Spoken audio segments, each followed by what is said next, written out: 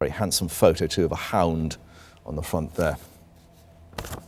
Well, the economic downturn is hitting charities hard too, more and more of them facing this prospect of cuts to vital services. Well, one hospice in Kent, which provides help and support to as many as 2,500 families, has become the latest victim of that credit crunch. It's been told to expect a shortfall of £200,000 in donations. Sky's Angela Corp reports. For many families this year, Christmas was simply another precious day with loved ones who'll be taken too soon. Families like the Reeds.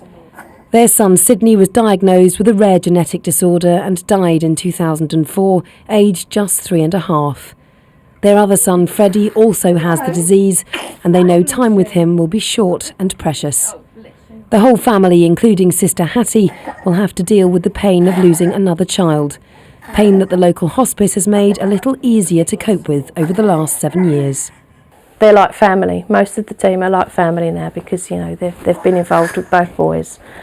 And, well, they just make life so much easier. It can be a very dark life sometimes, and they shine some light on that life. So.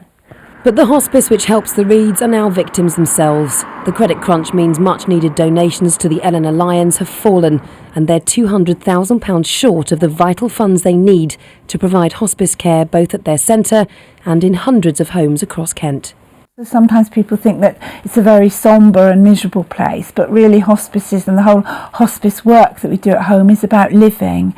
It's about making the best of every day. It's about helping families and patients together, and the children especially with their families, to be able to live every day to the full. The idea of having to cut back on services to those so desperately in need is nothing short of devastating for staff as well as the patients and their families who've benefited from the service for the past 20 years.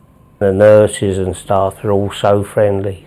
They all speak to you, they all know you by name. They all say hello to Marion when they come in and chat. You give them a little smile, won't you? Oh, try. The EllenorLions know they can't make a difference to the final outcome for any of the hundreds of people they look after, but they can make a difference to every day they have with their families, if people can just find a little more Christmas spirit to help keep them going. Angela Corp, Sky News. Well, real cost there, the economic troubles. I'm sure you've got a view of that. Don't forget to email us news@sky.com. Obviously, people finding money to go to the sales, but not enough, it seems, to keep charities, particularly the hospice movement, in the black at the moment. So share us your views, news@sky.com, 845014, any text messages. But let's update you now on our top story.